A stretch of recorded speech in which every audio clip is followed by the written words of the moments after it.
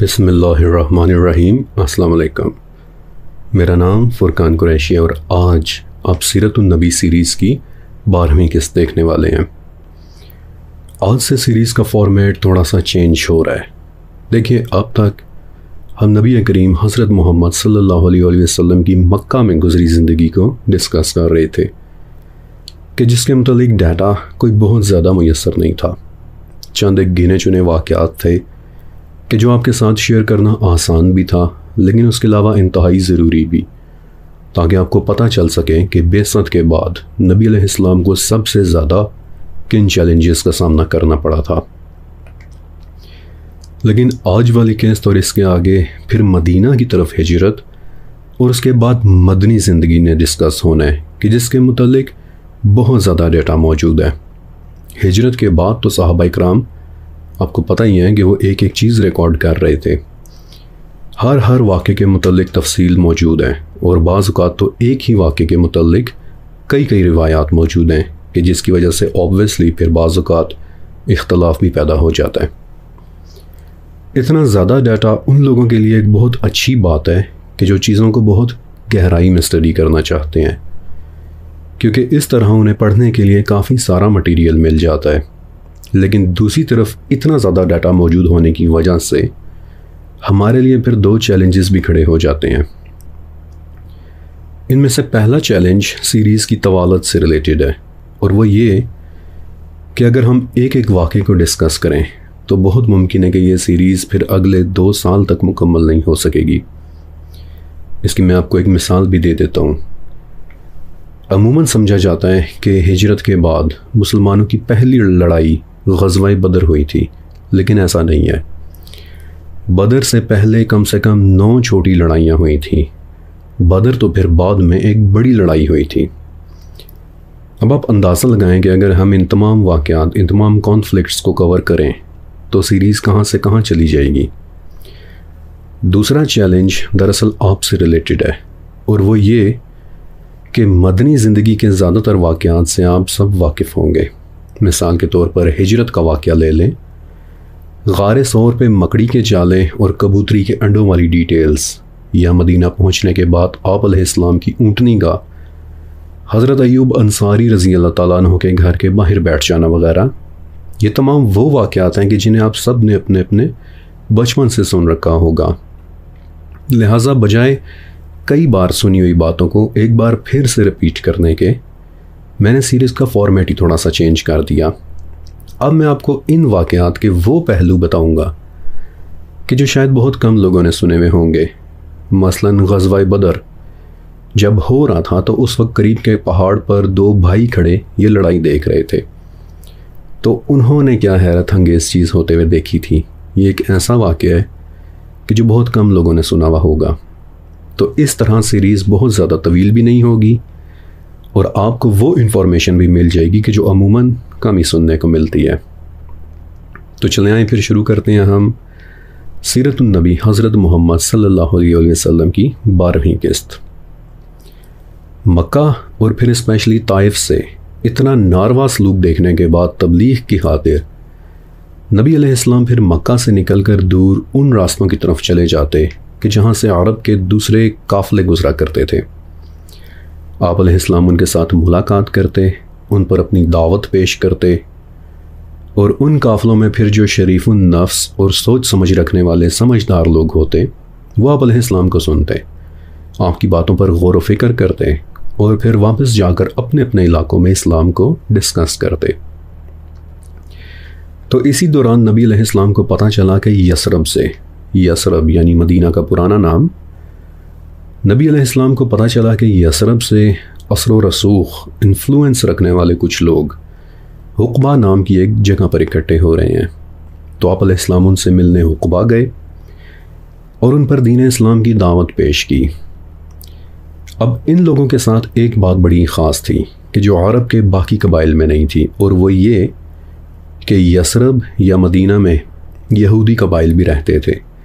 اس لیے مدینہ سے آئے لوگ یہودیوں کی کتابوں اور ان کی پیشن گوئیوں سے بھی اچھی طرح واقف تھے، اور وہ لوگ یہ بات جانتے تھے کہ یہودی کہتے ہیں کہ عنقریب ایک نبی آنے والا ہے، اور یہ بات وہ بہت اچھے سے جانتے تھے، کیونکہ یہودی اکثر انہیں یہ طعنہ بھی دیا کرتے تھے کہ جب وہ نبی آ جائے گا تو اس کے ساتھ مل کر ہم تم لوگوں کو عاد اور سمود کی طرح قتل کریں گے۔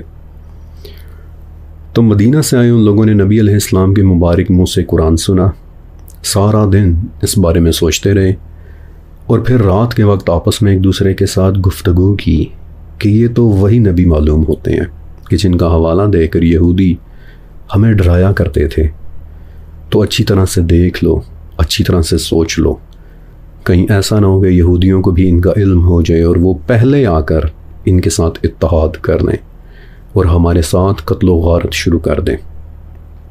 اور اس طرح مدینہ سے آئے لوگوں نے پہلی مرتبہ نبی علیہ السلام کی دعوت پر ایمان لانا شروع کر دیا، اور عقبہ کے مقام پر ہوئی یہ بیعت تاریخ میں وہ پوائنٹ تھا کہ جس کے بعد عرب کے حالات بدلنا شروع ہو گئے۔ اس کے کچھ دن بعد مدینہ سے چند اور لوگ بھی آئے، انہوں نے بھی رسول اللہ صلی اللہ علیہ وسلم سے ملاقات کی، آپ کے ہاتھ پر بیعت کی کہ جسے بیعت عقبہ ثانیہ کہتے ہیں۔ آپ علیہ السلام پر ایمان لائے، واپس مدینہ جا کر اور لوگوں کو بھی اسلام اور قرآن کے متعلق بتایا، اور یوں رسول اللہ کے مدینہ جانے سے پہلے ہی مدینہ میں اسلام کی روشنی پھیلنا شروع ہو گئی تھی۔ اس دوران مدینہ سے ایک بڑے ہی نفیس شخص سوید ابن صامت رسول پاک صلی اللہ علیہ وسلم سے ملنے کے لیے عقبہ آئے، اور پرسنلی مجھے ان کا یہ واقعہ بڑا ہی پسند ہے۔ اگر رسول اللہ کو کہتے ہیں کہ ابو القاسم، کیا آپ مجھے ایسی کوئی بات بتا سکتے ہیں کہ جو میں نے پہلے کبھی نہ سنی ہو؟ نبی علیہ السلام نے ان سے پوچھا کہ آپ نے پہلے کیا سن رکھا ہے سوید؟ تو بولے کہ ایک مرتبہ میں نے لقمان نامی ایک عقل مند شخص کی باتیں سنی تھی، یعنی حکیم لقمان کی حکایات، اور پھر سوید نے ان میں سے کچھ باتیں نبی علیہ السلام کے سامنے بتائیں بھی۔ تو رسول پاک نے فرمایا کہ یقیناً یہ بہت اچھی باتیں ہیں، لیکن اب آپ اللہ کا کلام سنیں۔ اور پھر سوید کے سامنے نبی علیہ السلام نے قرآن پاک کی تلاوت کی۔ سوید خاموشی کے ساتھ اسے سنتے رہے، اور پھر کہتے کہ ابو القاسم، یہ تو بڑا ہی زبردست کلام ہے۔ کہتے ہیں کہ دوبارہ مدینہ واپسی تک سوید پورا راستہ کچھ نہیں بولے تھے، بس خاموش رہ کر قرآن کی آیات پر غور کرتے چلتے گئے، اور مدینہ جا کر کہتے کہ میں ابو القاسم کے دین پر ایمان لاتا ہوں۔ اور کچھ روایت سے پتہ چلتا ہے کہ کچھ لوگوں نے اس بات پر غصے میں آ کر سوید کا قتل بھی کر دیا تھا۔ اس کے علاوہ مدینہ میں کچھ دلچسپ واقعات بھی پیش آئے کہ جو قابل ذکر واقعات ہیں۔ مثلا مدینہ میں ایک شخص تھے عمرو ابن جموح، ان تک بھی رسول اللہ کا پیغام پہنچا، اور دھیرے دھیرے انہیں اسلام پسند بھی آنے لگا، لیکن اندر ہی اندر ڈرتے تھے کہ گھر میں رکھا منات کا بت کہیں ناراضی نہ ہو جائے۔ تو ان کے ایک بیٹے تھے کہ جو عمرو کو سمجھاتے تھے کہ والد محترم، یہ بت محض پتھر ہیں، لیکن عمرو اس بت کو نکالنے سے سٹل ڈر رہے تھے۔ تو ایک رات ان کے بیٹے معاذ نے کیا کیا کہ انہوں نے منات کو اٹھایا اور باہر ایک گڑھا کھود کر اس کے اندر پھینک آئے۔ اگلی صبح جب عمرو اٹھے اور بت کو اپنی جگہ نہیں دیکھا تو بڑے پریشان ہوئے، یہ وہاں ڈھونڈا، دیکھنے کے لیے گھر سے باہر چلے گئے، منات کو گڑھے کے اندر گرا ہوا دیکھا، اسے اٹھایا، دھو کر واپس اپنی جگہ رکھا، اور اس مرتبہ اس کے گلے میں ایک تلوار لٹکا دی تاکہ اگر پھر سے کوئی دوبارہ ایسی حرکت کرنے کے لیے آئے تو منات اسے بدلہ لے لے۔ لیکن اگلی صبح پھر منات صاحب گڑھے میں گرے ہوئے تھے، اور نہ صرف یہ بلکہ اس مرتبہ تو اس کے گلے میں ایک مردہ جانور بھی لپٹا ہوا تھا۔ تو اس دن فائنلی عمرو کو احساس ہوا کہ یہ تو واقعی محض پتھر ہیں، اور اس کے بعد بالآخر وہ بھی پھر مسلمان ہو گئے تھے۔ اور یوں مدینہ میں بڑھتے ہوئے مسلمانوں کی تعداد نے رسول اللہ کو مدینہ تشریف لانے کی دعوت دے دی۔ اس دوران مکہ میں نبی علیہ السلام نے ایک رات ایک خواب دیکھا کہ مسلمان ایک ایسی جگہ کی طرف چلے جا رہے ہیں کہ جہاں بہت خوبصورت کھجوروں کے باغات ہیں۔ آپ علیہ السلام بیدار ہوئے اور آپ کو لگا کہ یہ تو شاید یمامہ یا ہجر کی وادی ہے، کیونکہ وہ وادیاں بھی دیکھنے میں کچھ ایسی لگتی تھیں۔ لیکن پھر یہ خواب ایک بار پھر سے آیا، اور اس مرتبہ رسول اللہ نے واضح طور پر دیکھا کہ یہ خوبصورت باغات تو مدینہ شہر کی وادیوں میں ہیں، اور اسے دیکھ کر آپ سمجھ گئے کہ اب عنقریب مدینہ کی طرف ہجرت کا حکم آنے والا ہے۔ اور بالآخر ہجرت کا واضح حکم آ ہی کیا۔ سورہ اسراء کی اس آیت کے ساتھ کہ اے میرے رب مجھے جہاں داخل کر سچائی سے داخل کر اور مجھے جہاں سے نکال سچائی کے ساتھ نکال۔ تو اس کے بعد نبی علیہ السلام نے مسلمانوں کو ایک ایک کر کے مکہ سے باقاعدہ مدینہ شفٹ ہونے کا حکم دے دیا۔ لیکن یہ مت سوچئے گا کہ یہ کوئی بہت آسان ٹاسک تھا کہ وہ لوگ بس مکہ سے گھوڑوں پر بیٹھے اور مدینہ چلے گئے، نہیں، بلکہ اس دوران کئی افسوسناک واقعات بھی پیش آئے۔ مثلا مکہ کے ایک صحابی تھے حضرت صہیب رضی اللہ تعالیٰ عنہ۔ وہ مکہ کے ایک امیر آدمی تھے، لیکن راستے میں قریش نے انہیں روک لیا، کہتے کہ صہیب صرف تبھی تمہیں جانے کی اجازت دیں گے جب اپنی ساری دولت مکہ میں چھوڑ کر جاؤ گے۔ ایک طرف اسلام تھا اور دوسری طرف ساری زندگی کی کمائی ہوئی دولت، لیکن صہیب کا جواب واضح تھا، کہتے کہ دولت رکھ لو لیکن اسلام کو میں نہیں چھوڑ سکتا۔ بلکہ قریش کی زیادتی پر نبی علیہ السلام بڑے دکھی بھی ہوئے تھے اور فرمایا تھا کہ دیکھو یہ لوگ صہیب کو کیسے لوٹ رہے ہیں۔ بہرحال ایک ایک کر کے تقریباً تمام مسلمان مدینہ ہجرت کر گئے، اور ایک ٹائم ایسا آیا کہ مکہ میں رسول اللہ صلی اللہ علیہ وآلہ وسلم، ابو بکر صدیق رضی اللہ تعالیٰ عنہ اور علی ابن ابی طالب رضی اللہ تعالیٰ عنہ کے علاوہ اور کوئی مسلمان نہیں بچا تھا۔ لیکن اس میس مائیگریشن سے قریش کے ذہن میں ایک وسوسہ پیدا ہو گیا۔ انہیں لگنے لگا کہ ان لوگوں نے شاید مدینہ والوں کے ساتھ کوئی ڈیل کر لی ہے، اور اب ہمارے ساتھ ایک بڑی لڑائی کی خاطر یہ لوگ مدینہ میں اکٹھا ہو رہے ہیں۔ لہٰذا انہوں نے آپس میں ایک میٹنگ رکھنے کی سوچی، یوں کہہ لے کہ مکہ کی سیکیورٹی کونسل کا اجلاس، اور طے یہ ہوا کہ فلاں دن تمام بڑے سردار دار الندوہ میں ملیں گے اور دیکھیں گے کہ اب آگے کیا کرنا ہے۔ لیکن جس دن یہ لوگ دار الندوہ میں اکٹھے ہوئے، اس دن عمارت کے دروازے پر کسی نے ایک معمر بوڑھے شخص کو کھڑے ہوئے دیکھا۔ یہ ایک ایسا آدمی تھا کہ جسے اس دن سے پہلے مکہ میں کبھی کسی نے نہیں دیکھا تھا۔ لوگوں نے اس سے پوچھا کہ آپ کون ہیں اور یہاں کیا کر رہے ہیں؟ تو اس نے بڑے سلیقے اور رعب کے ساتھ بتایا کہ میں نجد سے آیا ہوا ایک مسافر ہوں۔ پتہ چلا کہ آپ لوگ یہاں کسی اہم معاملے کے لیے اکٹھے ہو رہے ہیں، تو سوچا کہ شاید آپ کو ایک بہتر مشورہ دے دوں۔ خیر یہ میٹنگ شروع ہوئی۔ انہوں نے آپس میں پوچھا کہ مسلمانوں کے 3 لوگ مکہ میں رہ گئے ہیں، ان کے ساتھ کیا کرنا ہے؟ تو کسی نے کہا کہ زنجیروں سے باندھ دیتے ہیں۔ اسے کسی اور نے جواب دیا کہ باقی کتنوں کو تم نے زنجیروں کے ذریعے روک لیا ہے کہ جو انہیں بھی روک لو گے؟ کسی نے کچھ رائے دی، کسی نے کچھ رائے، اور جب سبھی خاموش ہو گئے تو اس وقت یہ نجدی بوڑھا کہ جو بذات خود ابلیس تھا، وہ بولا کہ معاذ اللہ محمد کو قتل کر دو، نقل کفر کفر نباشد۔ سب لوگ حیرت سے اس کا منہ دیکھنے لگ گئے۔ تو وہ بولا کہ قتل کر دو، مگر قریش کے ہر قبیلے میں سے ایک آدمی لو کہ جو اس قتل میں شامل ہو، کیونکہ اس طرح قتل کا الزام کسی ایک کے سر پر نہیں آئے گا، اور بنو ہاشم میں اتنی طاقت نہیں ہے کہ تم سب سے بدلہ لے سکیں۔ کہتے ہیں کہ ابو جہل نے اس وقت بڑی خوشی سے ایک نعرہ مارا تھا، جبکہ باقی لوگ بوڑھے کی اس چالاکی پر حیران رہ گئے۔ لیکن اس پورے واقعے کی خبر وحی کے ذریعے نیچرلی نبی علیہ السلام کو مل چکی تھی، اور آپ نے کیا کیا؟ آپ نے اپنی چادر، ایک بہت خوبصورت اور بابرکت حضرمی چادر، علی ابن ابی طالب رضی اللہ تعالیٰ عنہ کو دی، اور کہا کہ علی اسے اوڑھتے ہوئے بے خوف ہو کر میری جگہ سو جاؤ، کیونکہ قریش تمہارا کچھ نہیں بگاڑ سکیں گے۔ اور خود آپ علیہ السلام دروازے سے باہر نکلے۔ حالانکہ پلان کے مطابق قریش کے ہر قبیلے کا ایک ایک آدمی تلوار اٹھائے آپ کے دروازے کے باہر کھڑا ہوا تھا، لیکن ان میں سے ایک بھی شخص رسول اللہ کو نہیں دیکھ پایا تھا، یہاں تک کہ آپ علیہ السلام نے مٹی اٹھا کر ان کے سروں پر پھینکی اور سورہ یاسین کی تلاوت کرتے ہوئے ان کے درمیان سے نکل کر گزر گئے، لیکن نہ تو وہ لوگ آپ علیہ السلام کو دیکھ سکے اور نہ ہی آپ علیہ السلام کی آواز سن سکے۔ اللہ اکبر۔ وہ لوگ نبی علیہ السلام کو کیوں نہیں دیکھ سکے تھے؟ اگر آپ سورہ یاسین کی 9 نمبر آیت کو دیکھیں تو اس میں ایک پردے کا ذکر ہے کہ جو اگر سامنے آ جائے تو نظر آنا بند ہو جاتا ہے۔ اب اگر میں اس پردے کی نیچر کے متعلق بتانا شروع کروں تو پھر ویورز کہتے ہیں کہ سر آپ نے ویوز کی خاطر ایک کو چھوڑ کر دوسرا ٹاپک شروع کر لیا ہے۔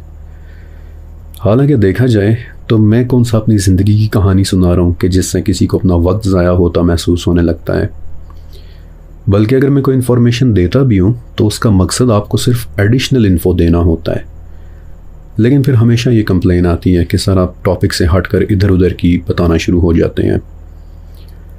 لہٰذا نظروں کو روک دینے والے اس پردے کو ہم نہیں ڈسکس کرتے، اپنے ہجرت کے ٹاپک پر ہی اسٹک رہتے ہیں۔ تو یہ وہ پوائنٹ تھا کہ پھر جہاں سے آگے ہجرت مدینہ کا سفر شروع ہوا، اسلامی تاریخ کا ایک ایسا واقعہ کہ جس میں تقریباً کوئی اختلاف نہیں ہے۔ 13 سال تک مکہ میں ایک سخت زندگی گزارنے کے بعد نبی علیہ السلام اپنے پیارے دوست حضرت ابوبکر صدیق رضی اللہ تعالیٰ عنہ کے ساتھ مدینہ کی طرف ہجرت کر گئے۔ ایک ایسا موقع کہ جہاں سے ہمارا اسلامی کیلنڈر شروع ہوا تھا۔ آج اس ویڈیو کی ریکارڈنگ کے وقت ذی القعدہ کی 22 تاریخ اور سن 1446 ہجری ہے، اور اس کیلنڈر کا آغاز، یہ جو تاریخ میں آپ کو بتا رہا ہوں، اس کا آغاز نبی پاک حضرت محمد صلی اللہ علیہ وسلم کے اس ہجرت والے سفر سے ہوا تھا۔ نبی علیہ السلام اور صدیق اکبر مکہ سے مدینہ کی طرف چل پڑے، اور پیچھے مکہ میں کفار نے جب علی بن ابی طالب رضی اللہ تعالیٰ عنہ کو آپ علیہ السلام کی جگہ سوتے دیکھا تو روایات سے پتہ چلتا ہے کہ وہ زبردستی انہیں کعبہ تک لے گئے اور ایک طرح سے انہیں اریسٹ کر لیا، انٹروگیشن کی خاطر اپنی کسٹڈی میں رکھ لیا کہ شاید ان سے کوئی خبر مل جائے۔ لیکن جب کچھ نہ مل سکا تو ابو جہل صدیق اکبر کے گھر گیا، دروازہ کھٹکھٹایا، آپ کی بیٹی اسما رضی اللہ تعالیٰ عنہ باہر نکلی اور ان سے پوچھنے لگا کہ تمہارے والد کہاں ہیں؟ جب انہوں نے جواب دیا کہ مجھے نہیں پتا تو اس بدبخت نے انہیں اتنی زور کا تھپڑ مارا کہ ان کے کان سے بالیاں نکل کر نیچے زمین پر گر گئیں۔ دوسری طرف رسول اللہ اور صدیق اکبر مدینہ کے راستے میں تھے، اور ابو بکر صدیق رضی اللہ تعالیٰ عنہ کے غلام تھے عامر ابن فہیرہ رضی اللہ تعالیٰ عنہ۔ وہ ان کی اس طرح ہیلپ کر رہے تھے کہ جہاں جہاں سے یہ حضرات گزرتے وہاں وہاں عامر اپنی بکریوں کو لے کر چلتے رہتے تاکہ ریت اور مٹی سے ان دونوں کے فٹ پرنٹس ساتھ ساتھ غائب ہوتے چلے جائیں اور ان کے ذریعے کفار کہیں انہیں ٹریک نہ کر لیں۔ لیکن رسول اللہ کس طرف جا رہے تھے بالآخر مکہ والوں کو اس بات کا علم ہو ہی گیا، لیکن ہوا کس طرح، یہ ایک بڑی حیرت انگیز سی بات ہے۔ اپنے سفر کے دوران رسول اللہ نے دراصل ایک جگہ سٹاپ کیا تھا، ایک جھونپڑی کے پاس کہ جہاں چند بکریاں بندھی ہوئی تھیں، اور ان بکریوں کی مالکہ کا نام تھا ام معبد، صحراؤں میں رہنے والی ایک مضبوط خاتون۔ نبی علیہ السلام نے ان سے پوچھا کہ ام معبد، کیا آپ کی بکریوں سے ہمیں کچھ دودھ مل سکتا ہے؟ حالانکہ ان کی بکریاں بڑی کمزور اور لاغر تھیں، لیکن معجزاتی طور پر اس دن بکریوں نے جتنا دودھ وہ دے سکتی تھیں اتنا دودھ دیا۔ ام معبد کے تمام برتن بھر گئے، اور یہ بات انکلیئر ہے کہ اس وقت وہاں سے اللہ تعالیٰ کی کون سی مخلوق گزر رہی تھی، لیکن وہاں سے کوئی مخلوق گزری، اور صدیق اکبر رضی اللہ تعالیٰ عنہ کی وہی بیٹی اسما جنہیں ابو جہل نے مارا تھا، وہ کہتی ہیں کہ ہم نے مکہ میں ایک آواز سنی۔ وہ آواز چلتی چلی جا رہی تھی اور اس کے کہنے والا دکھائی نہیں دیتا تھا، لیکن ہم سب نے سنا کہ صحرا کی طرف سے ایک آواز چلتی چلی آ رہی ہے، اور وہ کہہ رہی ہے کہ ام معبد کے خیمے میں آنے والوں پر سلامتی، تم ان خاتون اور ان کے بھرے ہوئے برتنوں سے پوچھ لو کہ آنے والے بہت مبارک تھے، تم اگر ان کی بکریوں سے پوچھ لو تو وہ تک گواہی دے دیں گی کہ آنے والے بہت مبارک تھے۔ اور یہ کہتی ہوئی وہ آواز مکہ کے پہاڑوں کی طرف چڑھتی چلی جا رہی تھی۔ اسما رضی اللہ تعالیٰ عنہ بتاتی ہیں کہ اس آواز کے آنے تک مکہ میں کسی کو کچھ نہیں پتا تھا کہ رسول اللہ کہاں ہیں، لیکن سب نے نوٹس کیا کہ یہ آواز اس طرف سے چلتی چلی آ رہی ہے کہ جس طرف مدینہ ہے، اور اس طرح قریش والوں کو اندازہ ہو گیا کہ یقیناً رسول اللہ بھی مدینہ ہی کی طرف گئے ہوں گے۔ لیکن وہ آواز تھی کس مخلوق کی، یہ بات شاید اب ہمیں کبھی پتہ نہیں چل سکے گی۔ جب مکہ والوں کو اس بات کا علم ہو گیا تو انہوں نے ایک طرح کی باؤنٹی مقرر کر دی کہ ابو بکر اور محمد صلی اللہ علیہ وسلم کو زندہ یا ادروائز کیپچر کرنے والے کے لیے 100 اونٹ کا انعام ہوگا۔ آج کی تاریخ میں یہ رقم تقریباً 7-8 کروڑ روپیہ بنتی ہے، اور اس وقت تو آپ امیجن کر سکتے ہیں کہ یہ کتنی بڑی بات رہی ہوگی۔ خیر مکہ میں ایک شخص تھے سراقہ ابن مالک رضی اللہ تعالیٰ عنہ، بعد میں مسلمان ہو گئے تھے۔ کہتے ہیں کہ جب مجھے پتہ چلا کہ رسول اللہ اور صدیق اکبر پر اتنی بڑی باؤنٹی رکھی گئی ہے تو میرے دل میں خیال آیا کہ کیوں نہ میں انہیں اکیلا ہی جا کر کیپچر کر لوں۔ تو میں اپنا گھوڑا لے کر مدینہ جانے والے راستے پر نکل پڑا، اور کچھ آگے جانے کے بعد دور سے مجھے دونوں صاحب مدینہ کی طرف جاتے ہوئے دکھائی دیے۔ میں محتاط ہو کر چھپ کر ان کی طرف بڑھنے لگا اور نوٹس کیا کہ رسول اللہ قرآن کی تلاوت کر رہے ہیں، جبکہ صدیق اکبر بار بار پیچھے مڑ کر دیکھ رہے ہیں۔ آپ ایک منٹ کے لیے امیجن کریں، اس منظر کو امیجن کریں۔ ابو بکر صدیق اس وقت نبی علیہ السلام کے لیے کتنے پروٹیکٹیو ہوئے تھے۔ سراقہ کہتے ہیں کہ میں رسول اللہ کے اتنا قریب پہنچ گیا کہ مجھے ان کی تلاوت کی آواز بھی سنائی دینے لگی، لیکن اچانک مجھے احساس ہوا کہ میرے گھوڑے کی اگلی ٹانگیں ریت کے اندر دھسنا شروع ہو گئی ہیں۔ میں تھوڑا سا گھبرا گیا کہ یہ شاید محمد کی تلاوت کی وجہ سے ہے۔ چنانچہ میں نے انہیں آواز دی اور کہا کہ محمد، میں آپ کو کوئی نقصان پہنچانے نہیں آیا، آپ مجھے اور میرے گھوڑے کو واپس جانے دیں۔ نبی علیہ السلام رک گئے اور انہوں نے مسکرا کر میرے لیے دعا کی، اور میں نے دیکھا کہ گھوڑے نے بڑے آرام سے ریت میں پھنسی ٹانگیں باہر نکال لی ہیں۔ میں تھوڑی دیر کے لیے رکا رہا، لیکن پھر میرے دل پر سونگٹوں کا لالچ حاوی آ گیا اور میں پھر سے آگے بڑھا تھا کہ آپ علیہ السلام کو پکڑ لوں، لیکن اس مرتبہ تو میرے گھوڑے نے ایک زوردار چیخ ماری اور پیٹ تک ریت کے اندر دھنس گیا، یہاں تک کہ اس ٹائم مجھے اندازہ ہو گیا کہ میں محمد صلی اللہ علیہ وسلم تک نہیں پہنچ سکتا۔ چنانچہ اس مرتبہ میں نے سچے دل سے کہا کہ ٹھیک ہے، اب میں آپ کا پیچھا نہیں کروں گا، اگر آپ میرے سامان میں سے بھی کچھ لینا چاہتے ہیں تو وہ بھی لے لیں۔ نبی علیہ السلام نے کہا کہ نہیں، تم بس اپنے آپ کو روکے رکھو اور کسی اور کو ہم تک نہ پہنچنے دینا۔ لیکن پھر اچانک رسول اللہ خاموش ہو گئے اور پھر بولے کہ سراقہ، اس وقت تمہارا کیا حال ہوگا کہ جب تمہیں کسرا کے کنگن پہنائے جائیں گے۔ آپ امیجن کریں کہ جب نبی علیہ السلام خاموش ہوئے ہوں گے اور پھر اچانک سے کتنی بڑی سٹیٹمنٹ دی ہوگی۔ ان مناظر کو امیجن کر کے جسم میں ایک لہر سی دوڑ جاتی ہے۔ سراقہ نے پوچھا، آپ کا مطلب کسرا یعنی ایران کا بادشاہ، کیا اس کے کنگن میرے ہاتھوں میں ہوں گے؟ آپ نے فرمایا ہاں۔ سراقہ خاموش ہو گئے اور پھر وہاں سے واپس چلے گئے، اور کہتے ہیں کہ راستے میں مجھے جو بھی قریش والا ملتا میں اسے کہہ دیتا کہ رسول اللہ یہاں نہیں ہے، اور تمہیں پتہ ہی ہے کہ مجھے ان راستوں کے متعلق کتنے اچھے طریقے سے علم ہے۔ نبی علیہ السلام کی سراقہ بن مالک کے متعلق یہ پیشن گوئی کئی سال بعد عمر ابن خطاب رضی اللہ تعالیٰ عنہ کے زمانے میں پوری ہوئی تھی کہ جب ایران فتح ہوا اور مال غنیمت میں ایران کے بادشاہ کسرا کے کنگن بھی آئے تھے، اور عمر ابن خطاب نے سراقہ بن مالک کو جب وہ کنگن پہنائے تو سراقہ کہتے ہیں کہ میں پھوٹ پھوٹ کر رونے لگ گیا، اور مجھے رسول اللہ کی وہ بات یاد آ گئی کہ سراقہ، اس وقت تمہارا کیا حال ہوگا کہ جب تمہیں کسرا کے کنگن پہنائے جائیں گے۔ اللہ اکبر، جسم میں ایک لہر دوڑ جاتی ہے اس طرح پیارے نبی کی پیاری سچی باتیں دیکھ کر۔ ہجرت کے سفر کے دوران غار ثور والا واقعہ بھی ہوا کہ جو یقیناً آپ سب نے اپنے بچپن سے سن رکھا ہوگا کہ کیسے نبی علیہ السلام اور صدیق اکبر ثور نامی ایک غار میں رکے، اور اس کے منہ پر راتوں رات مکڑی نے ایک جالا بن دیا اور کبوتری نے اس کے دہانے پر انڈے دے دیے کہ جو یقیناً اللہ کے حکم سے تھا، تاکہ اگر کوئی اس غار تک پہنچ بھی جائے تو اسے لگے کہ اس غار کے اندر تو کوئی جا سکتا ہی نہیں ہے، کیونکہ اگر کوئی گیا ہوا ہوتا تو یقیناً یہ جالا ٹوٹا ہوا ملتا، اور ایسا ہوا بھی۔ مکہ کے سردار اس غار تک پہنچے بھی، اور ابو بکر صدیق رضی اللہ تعالیٰ عنہ بتاتے ہیں کہ ہمیں ان کے پاؤں تک دکھائی دے رہے تھے، لیکن جالا اور انڈے کو دیکھنے کے بعد وہ لوگ اس غار کو نظر انداز کر کے آگے چل دیے۔ روایات سے پتہ چلتا ہے کہ صدیق اکبر اور رسول اللہ صلی اللہ علیہ وآلہ وسلم 3 دن تک اس غار میں رہتے رہے تھے۔ اگر پیدل چلیں تو غار ثور مکہ سے تقریباً 1 گھنٹے کے فاصلے پر ہے، اور 3 دن تک یہاں رکنا ایک اسٹریٹجک فیصلہ تھا تاکہ مکہ والوں کے اوپر نظر رکھی جا سکے۔ ان 3 دنوں کے دوران صدیق اکبر کی بیٹی اسما آپ دونوں حضرات کو کھانا لا کر دیا کرتی تھیں، اور رات کے وقت ابو بکر صدیق رضی اللہ تعالیٰ عنہ کے ایک غلام آپ حضرات کو دودھ وغیرہ پہنچا دیا کرتے تھے، اور ساتھ ہی مکہ میں ہونے والی نئی ڈیولپمنٹس کے متعلق انفارمیشن بھی کہ اس وقت وہاں کیا چل رہا ہے۔ اور چوتھے دن نبی علیہ السلام اور ابو بکر صدیق رضی اللہ تعالیٰ عنہ ایک مرتبہ پھر سے مدینہ کے اپنے سفر پر چل دیے۔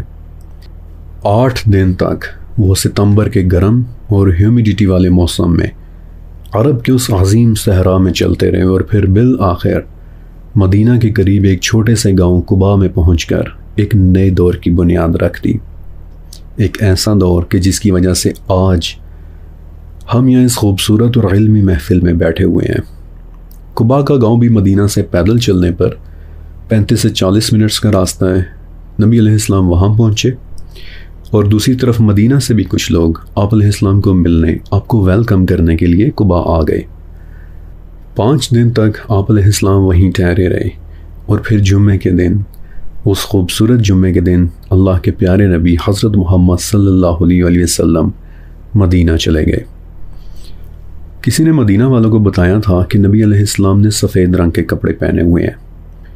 تو بعد میں صحابی بننے والے ایک شخص تھے، عروہ ابن زبیر رضی اللہ تعالیٰ عنہ۔ وہ ہر روز صبح کے وقت قباء سے آنے والے راستے پر جا کر بیٹھ جاتے اور دیکھتے رہتے کہ کہیں سفید لباس میں ملبوس کوئی شخص تو آتا دکھائی نہیں دے رہا، اور بالآخر جمعے کے دن خوشی سے ان سب کی آنکھیں نم ہو گئیں کہ جب انہوں نے دیکھا کہ دور سے رسول پاک اور ابو بکر صدیق آہستہ آہستہ مدینہ کی طرف چلتے چلے آ رہے ہیں۔ بائی دا وے مدینہ میں ایک ایشو یہ بھی تھا کہ بہت سے لوگوں نے ابھی بھی رسول اللہ کو دیکھا ہوا نہیں تھا کہ آپ علیہ السلام دیکھنے میں کیسے ہیں۔ لہٰذا جب انہوں نے صدیق اکبر اور آپ علیہ السلام کو ساتھ ساتھ دیکھا تو جن لوگوں کو نہیں پتا تھا وہ آپس میں گفتگو کرنے لگ گئے کہ ان میں سے محمد کون سے ہیں۔ تو اس دوران نبی علیہ السلام ایک درخت کے نیچے بیٹھے، اور صدیق اکبر نے اپنی چادر سے آپ کے اوپر سایہ کر دیا، اور تب پھر سب کو پتہ چل گیا کہ اتنے پیارے اور مبارک چہرے والے یہی ہیں اللہ کے رسول۔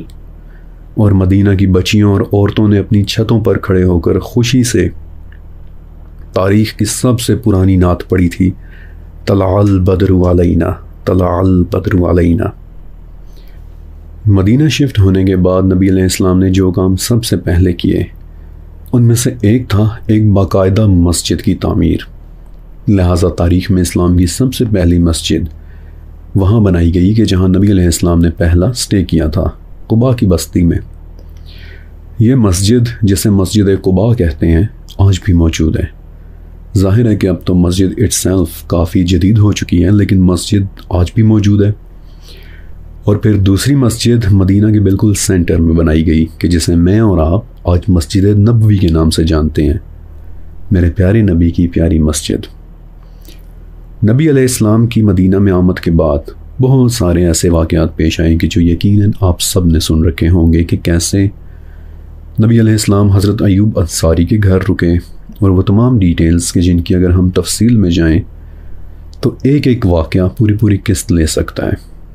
البتہ مسجد نبوی کی پیاری تعمیر کے متعلق میں آپ کو ایک بات ضرور بتانا چاہتا ہوں کہ اس کی اوریجنل تعمیر ایسے ہوئی تھی کہ کچی اینٹوں کی دیواریں تھیں کہ جن پر مٹی اور گارے کا لیپ ہوا تھا، اس کے تنے کھجور کے درخت سے بنے تھے، اور اس کی چھت پر پہلے تو انہوں نے صرف کھجور کے خشک پتے ڈال دیے، لیکن پھر انہیں لگا کہ بارش سے یہ چھت لیک ہوگی، اس لیے بعد میں چھت پر بھی ایک طرح کا کچا لینٹر یعنی مٹی اور گہرے سے بنی ایک تہ ڈال دی گئی کہ جس سے پھر بارش کا پانی نیچے نہیں گر سکتا تھا۔ ہاں، مسجد میں محراب اس وقت نہیں تھی۔ محراب کا ڈیزائن مساجد کے آرکیٹیکچر میں بہت بعد میں ایڈ کیا گیا تھا، اور اس کی کچھ وجوہات تھیں، وہ پھر کبھی۔ لیکن سچ کہوں تو اگر میں اس عمارت یعنی اوریجنل مسجد نبوی کی کچی عمارت کے اندر بیٹھنا امیجن کروں تو بھلے ہی وہ کوئی بہت مہنگی اور پرشکوا عمارت نہیں تھی، لیکن اس کے اندر بیٹھنے کو امیجن کرنے سے جتنا سکون محسوس ہوتا ہے اتنا سکون تو شاید سونے سے بنے کسی محل میں بیٹھنے سے بھی محسوس ہوتا نہیں ہوگا۔ اور اسپیشلی جب رات کے وقت صحابہ نے وہاں قندیلیں یعنی چراغ لٹکائے تو اس پر نبی علیہ السلام بہت خوش ہوئے تھے۔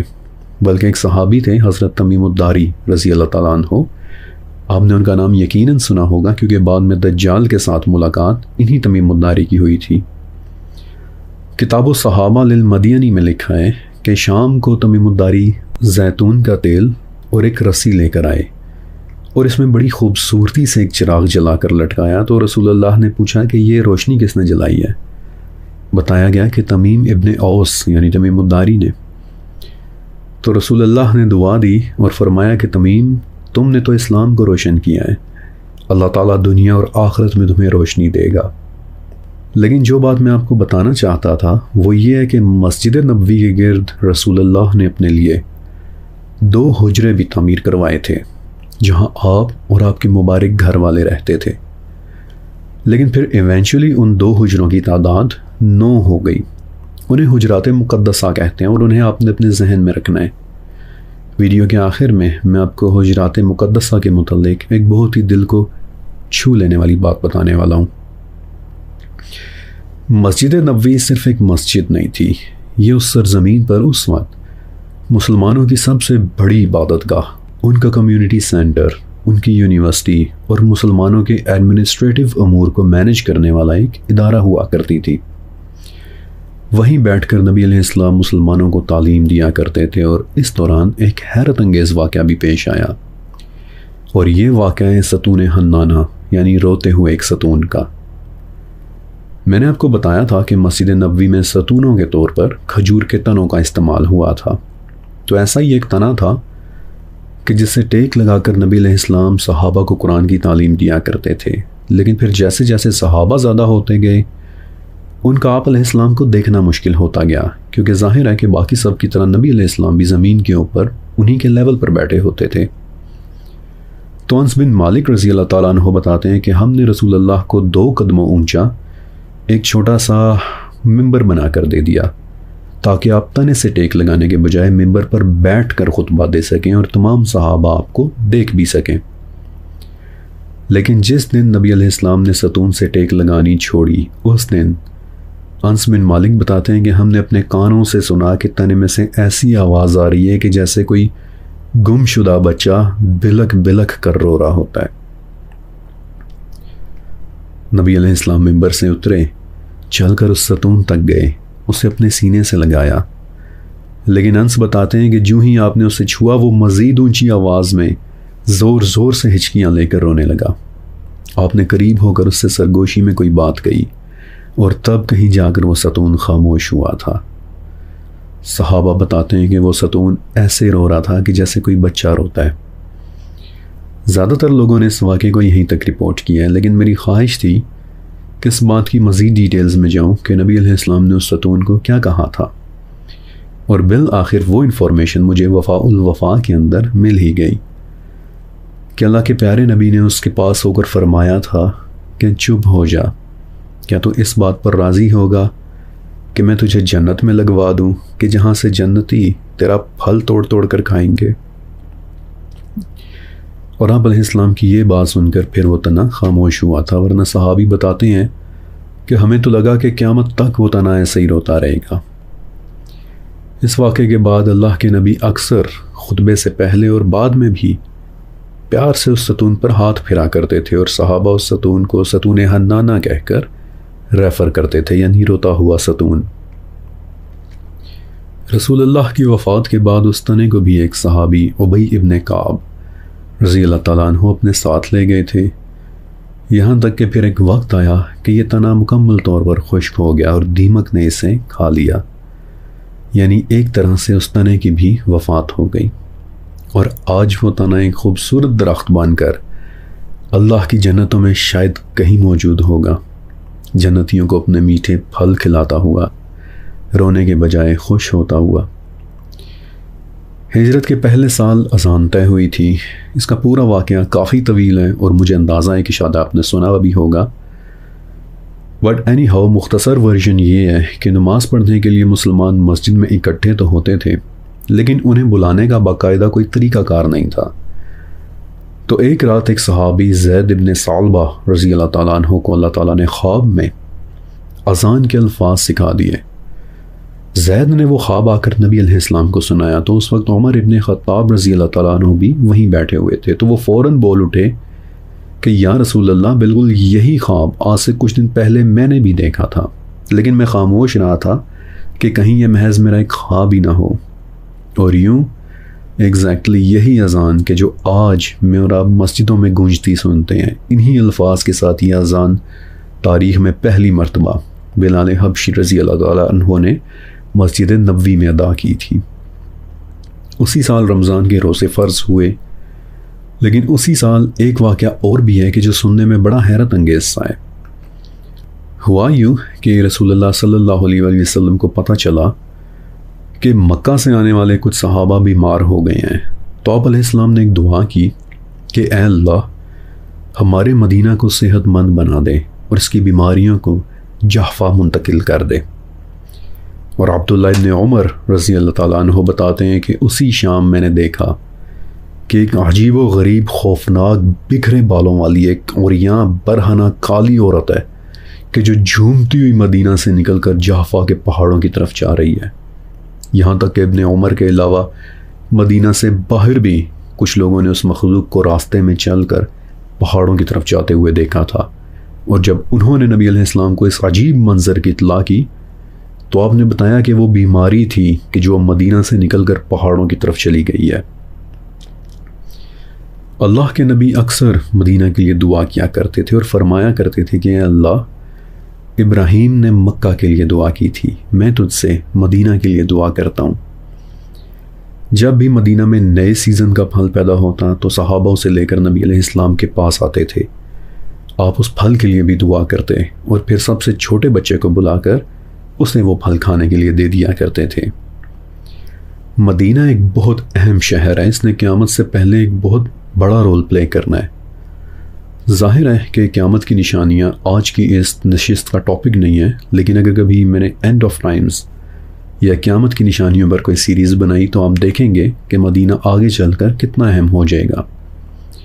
بلکہ وہ بڑی مشہور ایک حدیث ہے بھی کہ دجال ہر شہر کو روند ڈالے گا سوائے مکہ اور مدینہ کے، لیکن مدینہ 3 مرتبہ لرزے گا اور اس میں موجود ہر کافر اور منافق نکل کر دجال کی طرف اس کے پاس چلا جائے گا۔ اس بات کا کیا مطلب ہوا؟ یہ کبھی اینڈ آف ٹائم سیریز بنی تو انشاءاللہ اس میں ڈسکس کریں گے۔ لیکن ان تمام واقعات کے دوران ایک بڑی ہی عجیب بات ہو گئی۔ ہوا یوں کہ مکہ میں رسول اللہ کی پیٹرنل فیملی کے کچھ لوگ تو ابھی بھی رہ ہی رہے تھے، مثلا آپ علیہ السلام کی پھوپھیاں، آپ علیہ السلام کے کچھ چچا۔ تو ایک رات آپ علیہ السلام کی پھوپھی عاتقہ نے ایک خواب دیکھا۔ عاتقہ بعد میں مسلمان ہوئی تھی یا نہیں یہ بات انکلیئر ہے۔ بہرحال عاتقہ بنت عبد المطلب نے ایک خواب دیکھا کہ ایک آدمی ہے کہ جو مکہ کی طرف چلتا چلا آ رہا ہے اور اس نے ہاتھ میں ایک بڑا سا پتھر اٹھایا ہوا ہے۔ وہ آدمی مکہ کے قریب ایک پہاڑ کے اوپر کھڑا ہو گیا اور زور سے وہ پتھر نیچے مکہ کی طرف پھینکا، یہاں تک کہ راستے میں ہی وہ پتھر ٹکڑے ٹکڑے ہو گیا اور مکہ میں کوئی گھر ایسا نہیں بچا کہ جہاں اس پتھر کا کوئی ٹکڑا نہ گرا ہو۔ عاتقہ نے یہ خواب اپنے گھر والوں کے ساتھ شیئر کیا، یہاں تک کہ ہوتے ہوتے ان کا یہ خواب پورے مکہ میں پھیل گیا اور شہر میں دہشت کا ایک ماحول پیدا ہو گیا۔ نیچرلی وہ لوگ یہ سمجھنے لگے کہ خواب والے وہ شخص محمد تھے اور اب وہ مکہ پر حملے کی تیاریاں کر رہے ہیں، اور بیسیکلی یہ وہ خواب تھا کہ جس کی وجہ سے ہجرت کے دوسرے ہی سال مکہ اور مدینہ والوں کے درمیان ایک بڑی لڑائی ہو گئی کہ جسے میں اور آپ غزوہ بدر کہتے ہیں۔ غزوہ بدر ایگزیکٹلی کیسے شروع ہوا، اس میں مسلمانوں کی بیٹل فارمیشن کیا تھی، اس کے محرکات کیا تھے، بیٹل کے دوران کیا کچھ ہوا یا پھر بعد میں اس کے کیا نتائج نکلے، یہ ایک بہت بہت بہت طویل گفتگو ہے۔ میرا نہیں خیال کہ 2 قسطیں بھی اسے مکمل طریقے سے کور کر پائیں گی، لیکن غزوہ بدر کے واقعات میں سے ایک بات ایسی ہے کہ جو میں آپ کے ساتھ ضرور شیئر کرنا چاہتا ہوں، اور وہ یہ کہ اس بیٹل میں فرشتے بالخصوص شامل ہوئے تھے، اور یہ بات قرآن پاک میں مینشن ہے، آل عمران کی 123 اور 124 نمبر آیت کہ جس میں اللہ تعالیٰ فرما رہے ہیں کہ بدر میں جب تم لوگ انتہائی کمزور تھے تو ہم نے تمہاری مدد کے لیے 3000 فرشتے بھیجے۔ اور پھر اللہ تعالیٰ یہ بھی فرما رہے ہیں کہ ان فرشتوں کا بھیجنا صرف تمہاری تسلی کے لیے تھا، ورنہ مدد تو صرف اللہ کی ہوتی ہے۔ لہٰذا یہ بات کنفرم ہے کہ بدر کی لڑائی میں مدد کے لیے فرشتے آئے تھے، لیکن کیا ہمارے پاس اس حوالے سے کوئی واقعہ موجود ہے کہ جس سے ہمیں اندازہ ہو سکے کہ کیسے غزوہ بدر باقی لڑائیوں سے مختلف تھی؟ تو جی، ایسے 2 واقعات ہیں۔ ابن عباس رضی اللہ تعالیٰ عنہ بتاتے ہیں کہ بدر ہونے کے طویل عرصے بعد بنو غفار کے ایک آدمی نے مجھے بتایا، اور آپ کو یاد ہوگا کہ بنو غفار پہاڑوں میں رہنے والے بڑے سخت لوگ تھے کہ جو قافلوں وغیرہ کو لوٹ لیا کرتے تھے۔ تو اس آدمی نے ابن عباس رضی اللہ تعالیٰ عنہ کو بتایا کہ جب بدر کی لڑائی ہو رہی تھی تو اس وقت میں اور میرا ایک کزن ہم لوگ اونچے پہاڑ پر چڑھ کر ایک ایسی جگہ کھڑے ہو گئے کہ جہاں سے ہمیں بدر کی لڑائی صاف نظر آ رہی تھی، لیکن ہمیں کوئی اور نہیں دیکھ سکتا تھا، اور اس طرح چھپ کر دیکھنے کے پیچھے ہمارا یہ مقصد تھا کہ ہم لڑائی دیکھیں گے اور جو بھی جیتنا ہوا بعد میں اتر کر ہم اس کے ساتھ شامل ہو جائیں گے اور مال غنیمت لوٹیں گے۔ تو ابھی ہم لڑائی دیکھ ہی رہے تھے کہ اچانک آسمان سے گھوڑوں کے ہنہنانے کی آواز آئی، اور پھر ایک زوردار کڑاکا ہوا کہ جیسے کسی نے اپنا کوڑا چلایا ہو، اور ایک باروب اور گرجدار آواز میں کسی نے کہا ہے زوم، اور اس آواز کی صرف دہشت سے ہی میرے کزن کا دل پھٹ گیا، یعنی اس کو ہارٹ اٹیک ہو گیا، اور خوف کے مارے میں بدک کر ایک چٹان کے پیچھے بیٹھ گیا کہ جہاں تمام لڑائی پھر میں خوف کے مارے ہی کانپتا رہا تھا۔ بائی دی وے، اس لفظ ہے زوم کے متعلق ابھی میں ایک بات شیئر کروں گا بھی، لیکن ایک اور واقعہ کہ جو نیچے بدر کے میدان میں لڑائی لڑنے والے ایک صحابی نے سنایا تھا۔ کہتے ہیں کہ میں کافر کے پیچھے بھاگ رہا تھا کہ اچانک میں نے اوپر سے ایک آواز سنی، ایک دم ہے زوم۔ میں نے اچانک گھبرا کر اوپر کی طرف دیکھا، وہاں کوئی نہیں تھا۔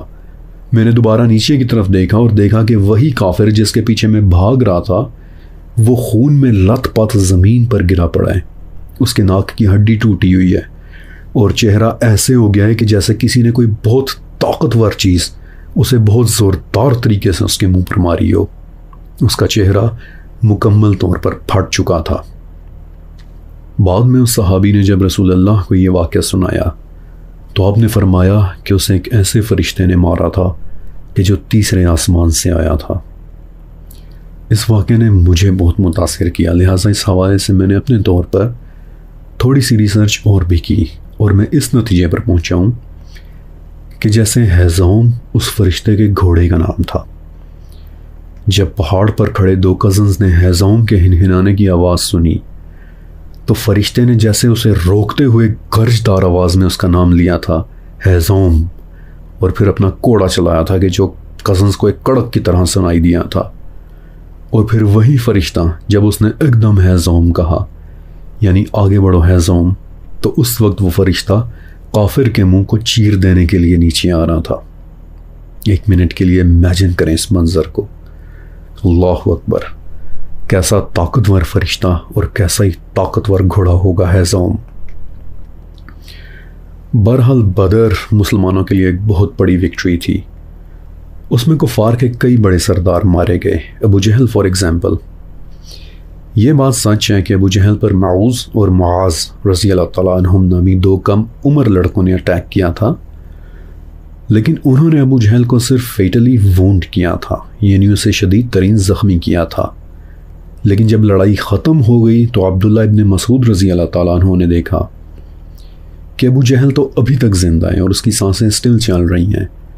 تو ابن مسعود اس کے قریب کھڑے ہوئے اور بولا کہ اللہ کے دشمن، کیا آج تجھے یقین آیا کہ کیسے اللہ نے تجھے رسوا کیا ہے؟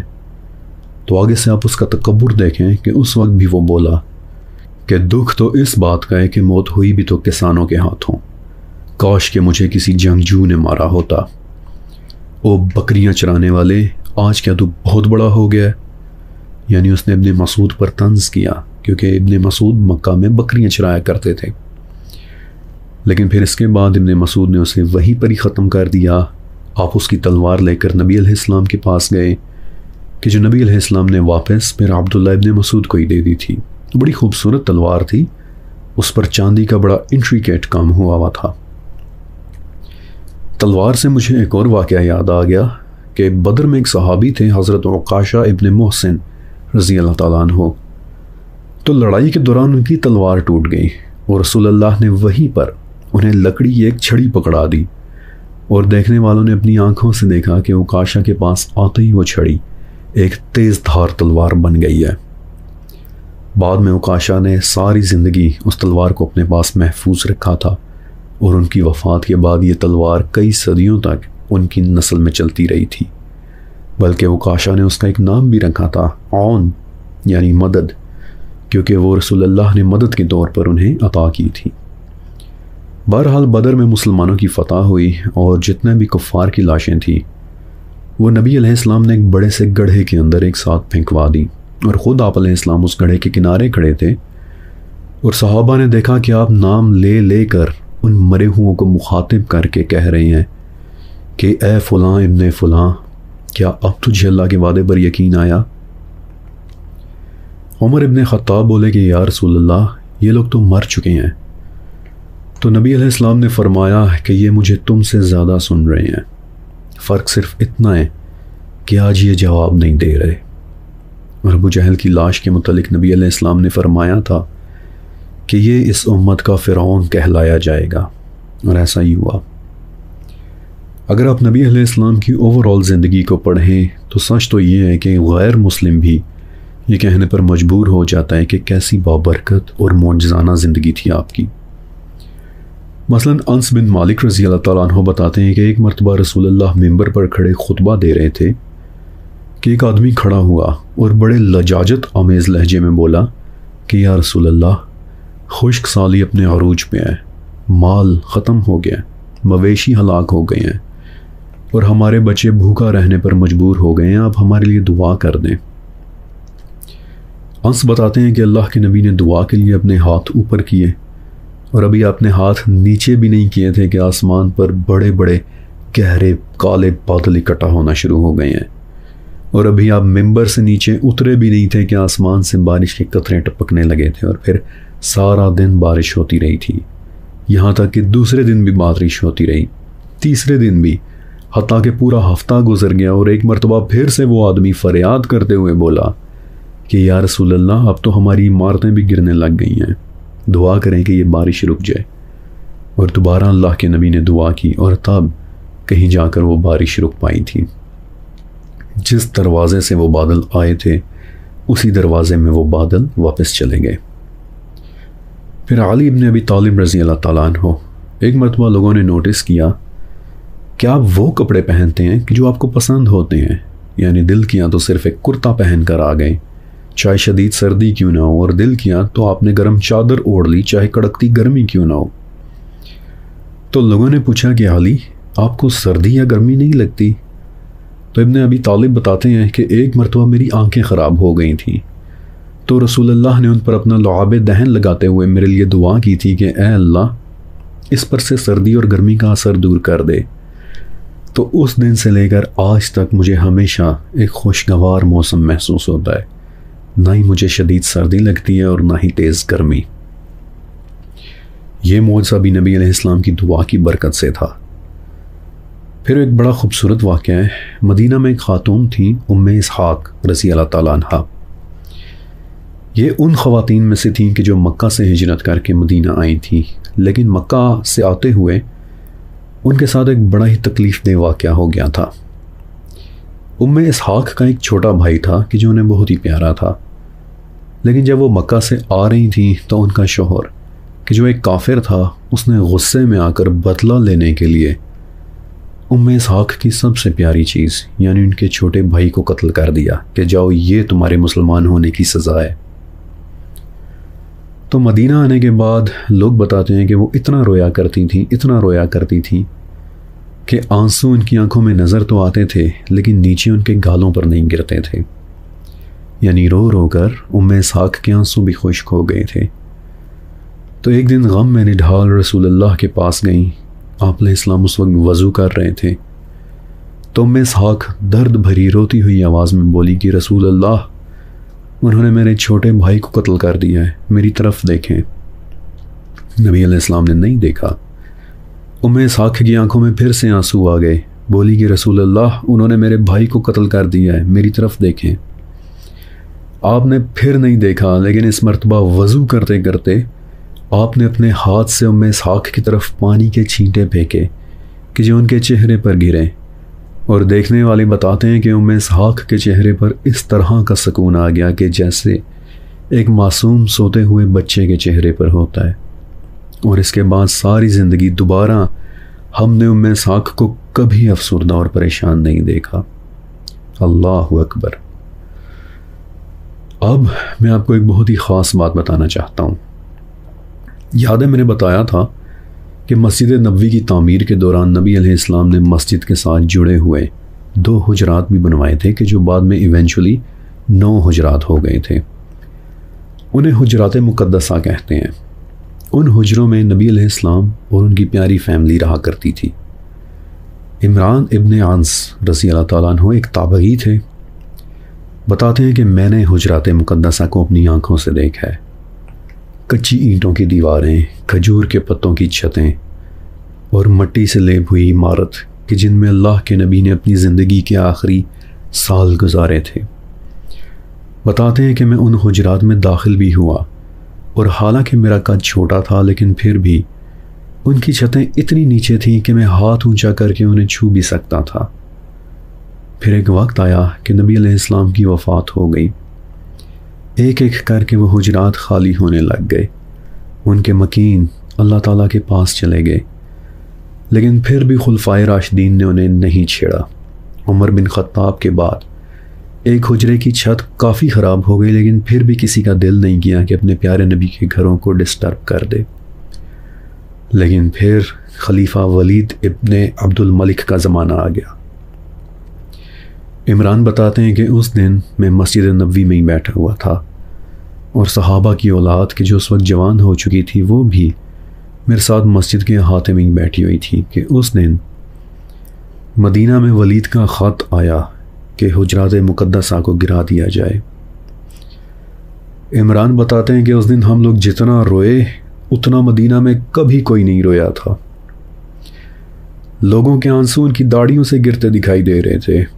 کوئی مسجد میں بیٹھا رو رہا تھا، کوئی اپنے گھر میں بیٹھا رو رہا تھا۔ وہ لوگ رو رہے تھے کہ آج نبی کے معصوم گھروں کو بھی گرا دیا جائے گا، کاش کہ انہیں اسی طرح چھوڑ دیا جاتا، ہم انہیں سنبھال لیتے، کاش انہیں کبھی نہ گرایا جاتا۔ یہ وہ گھر تھے جن میں ہمارے پیارے نبی کی معصوم زندگی گزری تھی، اس نبی کی زندگی جنہوں نے اسحاق کے آنسوؤں کو خوشیوں میں بدل دیا تھا۔ آج اس نبی کے پیارے گھر کو ہی گرا دیا گیا۔ آئی کینٹ ٹیل یو کہ یہ حصہ بیان کرتے ہوئے میرا دل کیا محسوس کر رہا ہے۔ آئی ہیو نو آئیڈیا کہ اس وقت انہوں نے کس طرح نبی علیہ السلام کے گھر کو گرایا ہوگا۔ حجرات مقدسہ اور ستون حنانہ آج بظاہر اس دنیا میں نہیں ہیں، لیکن ان کی یاد ہمیشہ ہمارے دلوں میں زندہ رہے گی، اور وہ خود اس وقت اللہ کی جنتوں میں ہمیشہ ہمیشہ کے لیے زندہ ہوں گے۔ میرے پیاری نبی کے پیارے گھر، اس کے مکینوں پر اور اس کے ستونوں پر بھی لاکھوں کروڑوں درود و سلام۔ اس کے ساتھ آج کی قسط مکمل ہوتی ہے، اور اب آپ 2 کام ضرور کیجئے گا کہ ایک تو اس ویڈیو کو لائک کر دیں، اور دوسرا یہ کہ نیچے کمنٹ سیکشن میں لکھیں میرے پنڈ کمنٹ۔ ٹاپ کمنٹ کو ایک مرتبہ ضرور پڑھ لیجئے گا، کیونکہ اس کمنٹ میں آپ سب کے لیے میری طرف سے ایک بہت ضروری پیغام ہے۔ شکریہ اور اللہ حافظ۔